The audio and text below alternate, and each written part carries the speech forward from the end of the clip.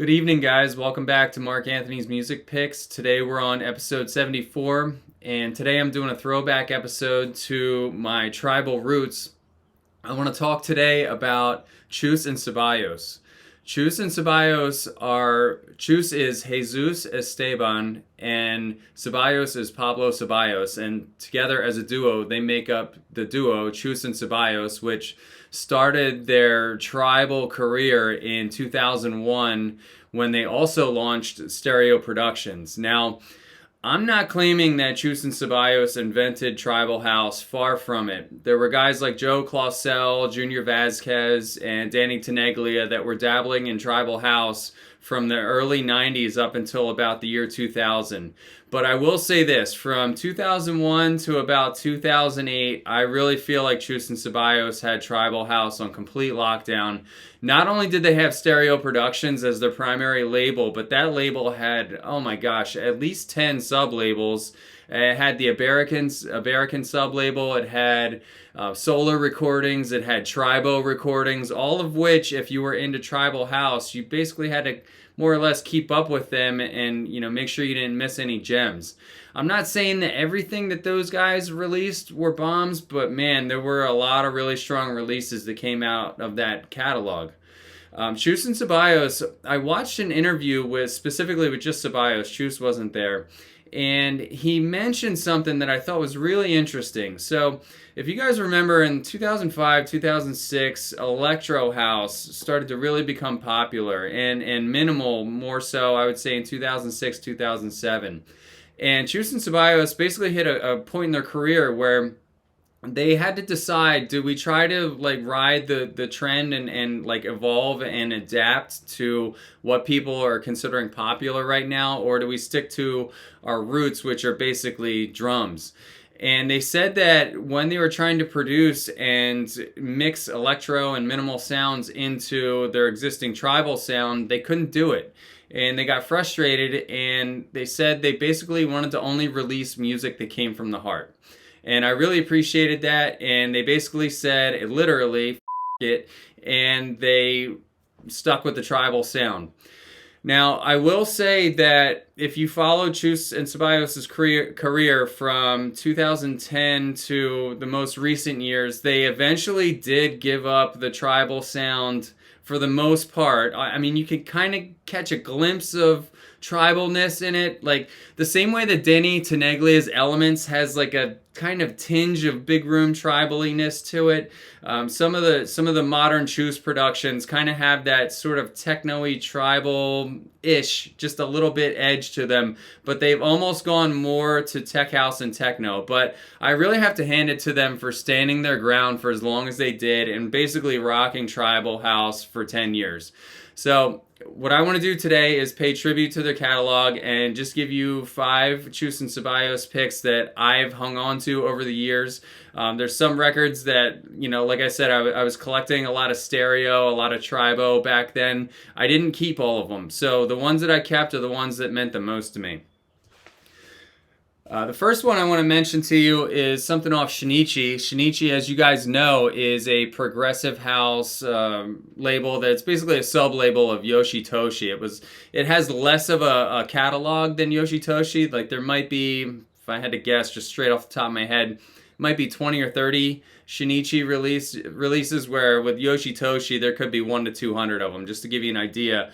But this was a gem here. This is Cuba Computers, featuring Derek Conyer, Haunting Me. I originally got this track, if you remember, from those goofy AOL mailing lists where people would run mailing lists and email out MP3s to music lovers. That was like the way that you got music right around the Napster era. And this was one that I heard it and it stayed on my hard drive for years and years. Even as I migrated my hard drives to new computers, I would always copy the data over. And Cuba Computers always stuck with me because it was a good track. Now, the group Cuba Computers is actually the same duo as Laid. If you remember the track, remember Robbie Rivera's famous No More Games remix?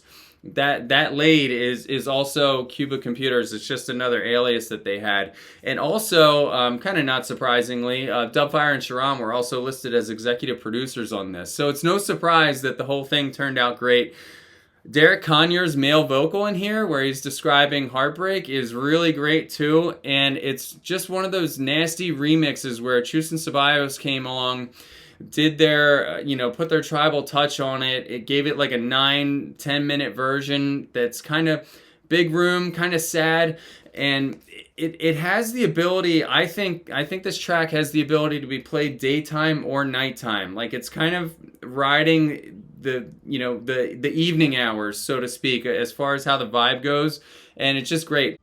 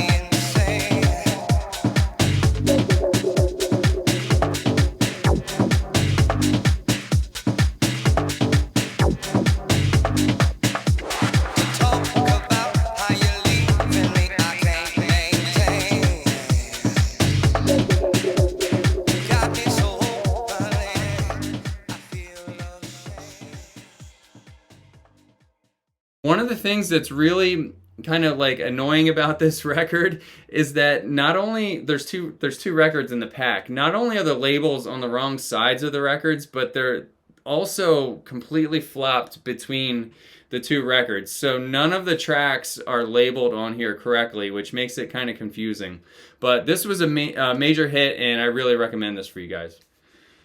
In 2003, Shinichi came back with another hit from Behrouz and Andy Caldwell. Now, Andy Caldwell was basically known for making West Coast house. He was a good producer. I had a few Andy Caldwell records, a couple of which I've actually hung on to still at this point. And Behrouz was known for making basically like progressive house in the 2002 to 2004 era, and he was good. This track here, Be Free, came together really well. Like I said, just with the last release too, it sort of rides or straddles between daytime and nighttime. There's elements of darkness in the keys here, and there's also a really nice female vocal that kind of offsets that with a little bit of brightness and uplifting sunshine. So really diverse record here, and just as annoying as on the Haunting Me release, the labels on this are also completely inverted and flipped between both records in the double pack, so there was all kinds of mislabeling going on. Even the person that I bought this from wrote the wrong name of the track on the wrong record because they were so confused about which one was the vocal mix and which one was the dub. But Be Free, major standout in the Shinichi catalog, and really one of the best records that Shinichi ever released.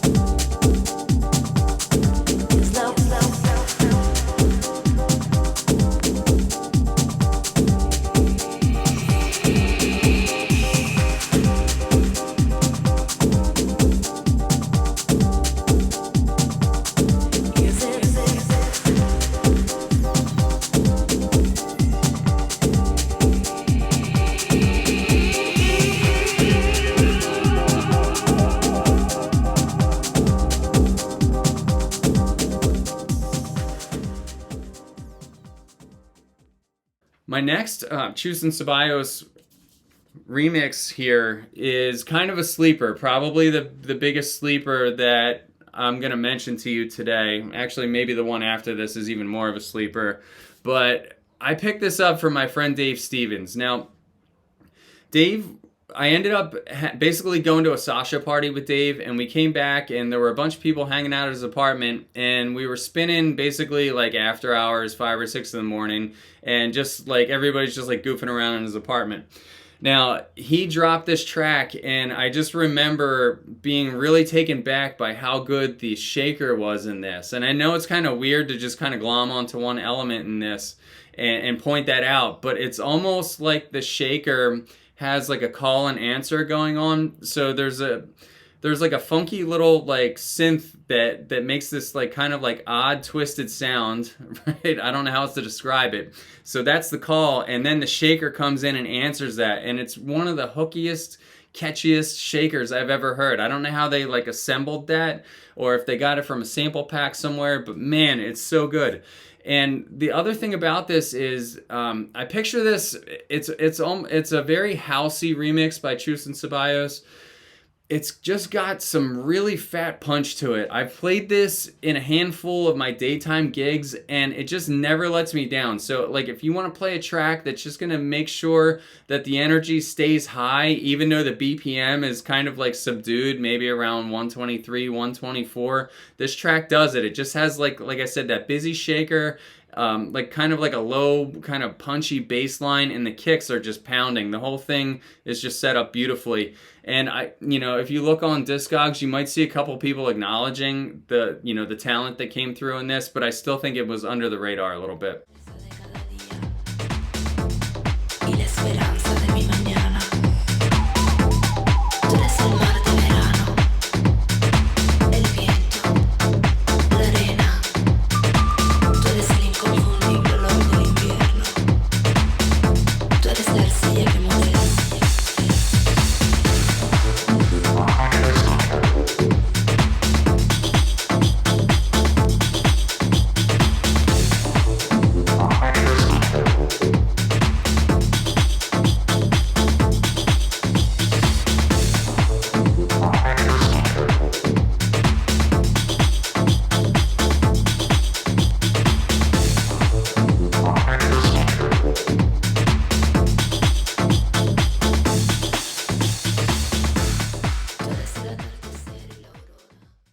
Next up, we have Francisco Farfa's Changing Shapes. Now, I totally missed this. Nobody ever put me onto this track. This came out in 2006, towards the tail end of Chus Ceballos' tribal run. There's very busy drums in this that kind of remind me of some Robbie Rivera remixes that came out around 2004, 2005 with the way the drum patterns are. And I wouldn't have discovered this if it weren't for this David Morales Nocturnal Armani Exchange CD. This CD you could only get at the registers at Armani Exchange in the clothing outlets in the mall. And you would think that Armani Exchange CDs would be cheesy, and I get, maybe you could say they're a little bit on the commercial side, but the track listing on this is absolutely legendary here. I mean, the first track on there, the Rulers of the Deep track, is one of my favorite deep house tracks of all time. Never came out on vinyl, which really breaks my heart because I would play that thing in every daytime set I ever could. But yeah, I mean, start to finish, all-star track listing on here, and it was track 9 on there. It's really one of the most happy and uplifting Chus Ceballos remixes that you'll ever hear. It's perfect for really like good mood house music, driving down the road, windows down, sunroof open, and just enjoying the fact that you're alive. So total winner here, and this is like a $3 record, so definitely pick it up if you're feeling the sample.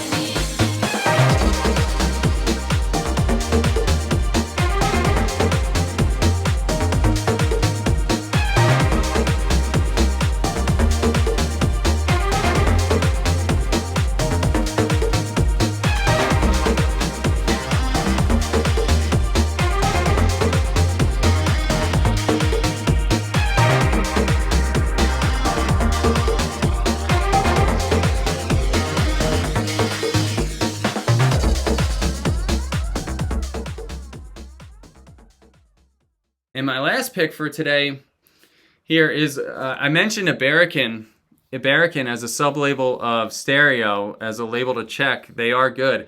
There's also, if you look over my shoulder, I have a Cult of Cremeria record on Iberican that was also really good. It was called 100%. I might feature that in a future Tribal House episode. But this one here, Against the Grain, Sim City, this came out in 2006, and I'm pretty sure I discovered this by listening to DJ Boris in, if you guys remember Crowbar Nightclub, I went and saw Boris in late 2005, and I'm pretty sure that's how I got put onto this. It might have like come up and it was one of the tracks that he played. It was pretty distinct because it had a female vocal in it that was almost like 1984-ish, dystopian, post-apocalyptic, like everybody's under control kind of vibe to it. Really, really heavy, nasty drums in it. Just real sinister. There's nothing friendly about this. This is a nighttime tribal house, 3 in the morning kind of vibe, but really nice.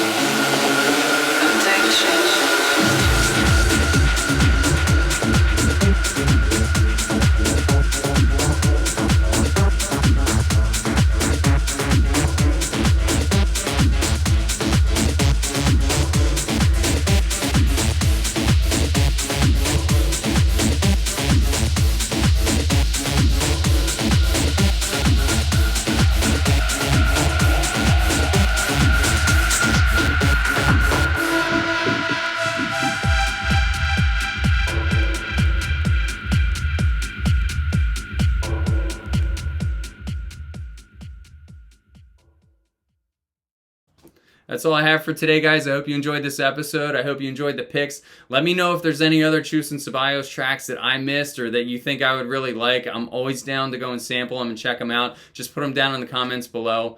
And that's all for today, guys. Take care. Peace.